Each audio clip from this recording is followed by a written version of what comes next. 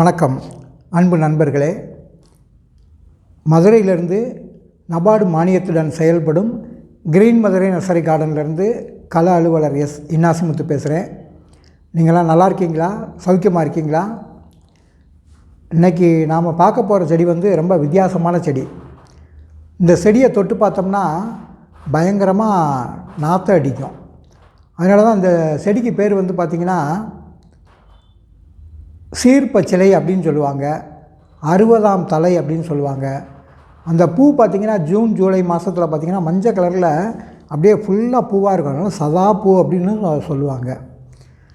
இதுக்கு ஏன் சீர்பச்சிலை அப்படின்னு பேர் வந்துச்சு அப்படின்னிங்கன்னா, இந்த செடியோட இலையில் பார்த்திங்கன்னா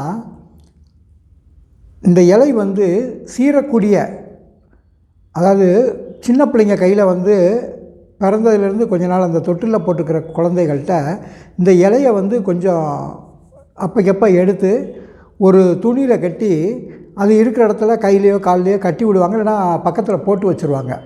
இது என்ன காரணம் அப்படின்னு கேட்டிங்கன்னா, இந்த உலகத்தில் இந்த சீரக்கூடியனா என்ன அப்படின்னு கேட்டிங்கன்னா, மற்ற பூச்சிகளை பிடித்து திங்கக்கூடிய உயிர்கள் இருக்கு இல்லையா, அதாவது பல்லி, பாம்பு, அந்த மாதிரியான நாய், பூனை, இந்த மாதிரி மற்ற உயிரினங்களை சாப்பிட்டு வளரக்கூடிய இந்த இருக்கிறதெல்லாம் இந்த செடியோட வாசனைக்கு பக்கத்தில் மோந்து பார்க்கும். இந்த வாசனை கிடச்சதுன்னா அந்த இடத்த விட்டு கொஞ்சம் கொஞ்சமாக நகர்ந்து போயிடும். அதுக்காக இந்த செடியெல்லாம் வச்சோம்னா பாம்பு பக்கத்தில் வராது அப்படின்றீங்களா? அது அப்படி நான் சொல்ல மாட்டேன். நான் பாம்புகள் வரத்தான் செய்யும். ஆனால் என்னென்னா, அந்த செடிகள் வாசனை போகிற இடத்துல அதனால் தங்க முடியாது. இப்போ பாம்புகள் எதுக்காகலாம் வருது அப்படின்னு பார்த்திங்கன்னா, பாம்புகளில் நிறையா வகை இருக்குது. விஷம் உள்ள வகை பார்த்திங்கன்னா நல்ல பாம்பு, கட்டு விரியன், சுருட்டை விரியன், கண்ணாடி விரியன், இந்த மாதிரி நிறையா பாம்பு இருக்குது. அப்புறம் நிறையா சொல்லுவாங்க தண்ணி பாம்பு, ஓலைப்பாம்பு, சாரப்பாம்பு, அப்புறம் இந்த மண்ணுளிகி பாம்பு, மண்புழு போலையே இருக்கக்கூடிய பாம்புகள், இந்த மாதிரிலாம் நிறையா வகைகள் இருக்குது இந்த உலகத்தில். இதில் இந்த விஷமுள்ள வகைகள் இந்த செடி இருக்கிற இடத்துல வந்துச்சுன்னா மட்டும் இந்த வாசனைக்கு சரிங்கண்ணா ஒன்றும் கிடைக்காது. நம்ம ரொம்ப நேரம் நின்றோம்னா நமக்கு ஒரு மயக்கம் வரக்கூடிய சூழ்நிலை வரும் அப்படின்றக்காக அந்த இடத்த விட்டு ஒதுங்கி போகும். மற்றபடி இந்த செடி வைக்கிறனால பாம்பெல்லாம் அவங்க வீட்டுக்கு வராது, கண்டிப்பாக உள்ளே வராது அப்படின்றதெல்லாம் நான் சொல்ல மாட்டேன். ஆனால் இந்த பாம்புகள் அதுக்கு ஒரு சில விசேஷமான நேரங்கள் இருக்குது. என்ன அப்படின்னு கேட்டிங்கன்னா, உதாரணமாக நல்ல பாம்பெல்லாம் எப்போ வரும்னு பார்த்திங்கன்னா, விடிய காலம் ஒரு 5 மணிலேருந்து ஒரு 9:30 10 மணிக்குள்ளே அந்த இடத்துல அப்படியே விசிட் பண்ணி சூரிய உதயத்துக்கு கொஞ்சம் முன்னாடி வெள்ளனை மட்டும் இடத்த பூரா இரை தேடுறதுக்காக அந்த நேரத்தில் வரும். மற்ற விஷப்பாம்புகள்லாம் பார்த்திங்கன்னா எப்போ வரும் அப்படின்னா, ஒரு மதிய நேரம் ஒரு 12 to 2 மணி வரைக்கும் அந்த இருக்கிற காலகட்டத்தில் அப்படியே சுற்றி ரவுண்ட் அடிச்சுக்கிட்டு இறையை தேடி வருங்கள். மிக முக்கியமாக அந்த பாம்புகள்லாம் எப்போ இரை தேடி வரும் அப்படின்னு கேட்டிங்கன்னா, நைட்டு ஒரு 11 மணிலேருந்து ஒரு 2 மணி வரைக்கும் இறைகளை தேடி வயக்காடு, அது எங்கெங்கே இருக்குமோ, எலிகள் இருக்கிற இடம், இந்த மாதிரி தவளைகள் இருக்கிற இடம், இதெல்லாம் தேடி தேடி தெரிஞ்சுக்கிட்டே இருக்கும். எதுவுமே கிடைக்கலைன்னு வைங்களேன், அசந்து விடிய காலம் அந்த வரப்புகள் மேலே இது மேலெலாம் தூங்கிடும். அதனால தான் விவசாயிகள்லாம் வயலுக்குள்ளே போகிறப்ப அந்த டார்ச் அடிச்சுக்கிட்டே போகணும், கையில் ஒரு கம்பு வச்சுக்கிட்டே போகணும் அப்படின்னு சொல்லிட்டு அந்த காலத்துலேயே இது நடைமுறை. சரிங்களா? ஏன்னா நம்ம அது வசிக்கிற இடங்களில் நம்ம போய்கிட்டு இருக்கோம். அதனால் கொஞ்சம் நம்ம தான் உஷாராக இருக்கணும். இப்போ பாம்பு பிடிக்கிறேன் அப்படின்னு சொல்லிட்டு நிறையா பேர் போய் பிடிக்க போகிறாங்க. அதெல்லாம் ரொம்ப ஆபத்தான விஷயம்.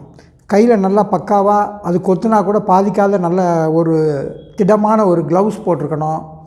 முகத்தில் ஒரு கண்ணாடி அணிஞ்சு முகத்திரை போட்டிருக்கணும். காலில் அது கொத்த முடியாத அளவுக்குள்ள ஷூ போட்டிருக்கணும். இவ்வளவு பாதுகாப்பு அம்சங்களோடு தான் போய் அந்த ஒரு பாம்பை தொடரணுமே தவிர ஈஸியாலாம் போய் என்ன பண்ணக்கூடாது. ஈஸியாக பாம்புகள் நம்ம நண்பர்கள் தான் அப்படின்லாம் போய் எடுத்து அது கூட விளையாடுறது மற்றதெல்லாம் ஆபத்தை தான் விளைவிக்கும். ஒரு பாட்டு கூட இருக்குது, பரமசிவன் கழுத்திலிருந்து பாம்பு கேட்டது, கருடா சௌக்கியமா, யாரும் இருக்கும் இடத்தில் இருந்து கொண்டால் எல்லாம் சௌக்கியமே, கருடன் சொன்னது அதில் அர்த்தம் உள்ளது. எப்போவுமே பார்த்திங்கன்னா பாம்புனா படை நடுங்கும் அப்படின்னு சொல்லுவாங்க. ஆனால் அந்த பாம்புகளை வரவிடாமல் தடுக்கிறதுக்கு இந்த மாதிரி நிறையா செடிகள் சொல்கிறாங்க. சிறியானங்க, பெரியானங்க, முள்ளானங்கை, அப்புறம் மேரிகோல்டு, செவந்திப்பூவு, அப்புறம் மிண்டு துளசி, இந்த மாதிரி வாசனை தரக்கூடிய லெமன் கிராஸு, இதெல்லாம் சொல்கிறாங்க. இதெல்லாம் ஓகே, இதெல்லாம் வச்சா கூட நம்ம அது வராமல் தடுக்கிறதுக்கு வேறு சில முறைகளையும் நம்ம பின்பற்றிக்கிட்டே வரணும். என்ன வைக்கணும் அப்படின்னு கேட்டிங்கன்னா, சுற்றி வர இந்த கோழி வலைன்னு சொல்லுவாங்க, பொடி வலை மாதிரி இருக்கும். சல்லடை வலைகளை வந்து ஒரு 3 அடி தூரத்துக்கு வந்து நீங்கள் இருக்கிற கோழி வளர்க்குறீங்கன்னு வைங்களேன், கோழி வளர்க்குற இடத்துல வந்து சுற்றி வர ஒரு 3 அடி உயரத்துக்காவது இந்த வலைகளை வந்து நீங்கள் அடிச்சிருக்கணும். தரையிலேருந்து ஒரு நல்ல ஆழமாக ஒரு 1/2 அடிக்கு கீழே வரைக்கும் பதிச்சு சுற்றி வர வச்சுருக்கணும். ஒரு வீட்டை சுற்றி எப்போவுமே பார்த்திங்கன்னா பாம்புக்கு ஒவ்வாத வாசனை தரக்கூடிய ஒரு மண்ணெண்ணெய், திண்ணறு, இந்த மாதிரி இது கூட வந்து வெள்ளைப்பூடி சாறு, பூலாங்கிழங்கு சாறு, அதுக்கு பிடிக்காத வாசனையோட மிளகாய் பொடிகள், இதெல்லாம் அழகாக கலந்து அந்த வீட்டை சுற்றி ஒரு மாதத்துக்கு ஒருக்க பாம்பு வரக்கூடிய காலங்களில் மட்டும் தெளிச்சிட்டிங்கன்னா போதும். இப்படி வரக்கூடிய அந்த பாம்புகளை வந்து வீட்டுக்குள்ளே வராமல் இருக்கிறதுக்கு இந்த செடிகளை வந்து அங்கங்கே வைக்கலாம். இது வந்து அந்த இடத்துல தங்க விடாமல் ஆக்கும் இந்த செடிகள் இருக்கிறது வந்து. இதை ஏன் இன்றைக்கி சொல்ல வரேன் அப்படின்னா, இந்த பாம்பு வராத செடி அப்படின்னு சொல்லி நம்ம நம்பிக்கையின் அடிப்படையில் நிறையா வச்சுக்கிட்டே இருக்கோம். ஆனால் அந்த பாம்புகள் வந்து அந்த இடத்துல வசிக்க முடியாத அளவுக்கு இந்த செடி வந்து நமக்கு பாதுகாப்பு கொடுக்கும். அது உண்மை தான். இந்த செடியோட விசேஷம் என்ன அப்படின்னு இந்த பயன்பாட்டை வந்து இப்போ நான் சொல்ல போகிறேன். இதோட பயன்பாடு என்னன்னு கேட்டிங்கன்னா, யாராவது கரண்ட்டு ஷாக் அடித்தோ இல்லை ஏதோ ஒரு மயக்க நிலையில் கீழே விழுந்துட்டாங்கன்னு வைங்களேன், அவங்களுக்கு இந்த இலையை நல்லா கசக்கிட்டு அவங்க முகத்தில் ஊதணும். மூக்கில் வாயிலெல்லாம் ஊதிட்டு அந்த மூக்கு துவாரத்தில் வந்து ஊதி விட்டுட்டு சப்புன்னு ஒரு அடி இங்கனக்குள்ளே அடிச்சிங்கன்னு வைங்களேன், கன்னத்தில் டப்புன்னு அடிச்சிங்கன்னா அவங்க அந்த ஷாக்கிலேருந்து மீண்டு வெளியே வந்துடுவாங்க. அதுக்கு இந்த இலை பயன்படுது. அது மட்டும் இல்லை, சித்த பிரமை பிடிச்ச மாதிரியே நிறையா யோசனை பண்ணிக்கிட்டே எதாவது பேசிக்கிட்டே இருப்பாங்க சில பேர் வந்து. அவங்களுக்கு இந்த இலையை நல்லா கசக்கி அவங்கள மூக்கில் வச்சு கொஞ்சம் முகர்ந்து பார்க்க சொல்லிவிட்டு, அவங்களுக்கும் அப்படி தான் டக்குன்னு ஒரு அடிக்கிற மாதிரி ஏதோ ஒன்று ஒரு ஷாக்கிங் கொடுத்தீங்க அப்படின்னா அவங்க அதிலேருந்து மீண்டு வெளியே வர்றதுக்கு கொஞ்ச நேரம் அமைதிப்படுத்துறதுக்கு ஒரு வாய்ப்பாக இருக்கும் இந்த இது வந்து. அப்புறம் இதோட வேர் வந்து ரொம்ப விசேஷமானது. இந்த வேரை வந்து மென்று கொஞ்சம் சாப்பிட்டோம் அப்படின்னு வைங்களேன், வயிற்றில் இருக்கிற புழுப்பூச்சிகள்லாம் வெளியே வந்துடும். இது குடற்புழு நீக்கத்துக்கு வந்து ரொம்ப அருமையான விசேஷமான ஒரு மூலிகையாகும். இந்த வேர்களை வந்து நல்லா அலசிட்டு பொடி வேர்களை மட்டும் எடுத்து நல்லா மை போல் அரைச்சி சும்மா ஒரு கோழி குண்டு அளவுக்கு மட்டும் எடுத்துக்கிட்டு நம்ம சாப்பிட்டு தண்ணி குடித்தோம்னு வைங்களேன், வயிற்றுக்குள்ளே இருக்கிற புழுப்பூச்சிகள் எல்லாமே நம்ம கண்கூட பார்க்கலாம். ஒரு மணி நேரம் 2 மணி நேரத்தில் அப்படியே செத்து வர மாதிரி வந்துடுங்க.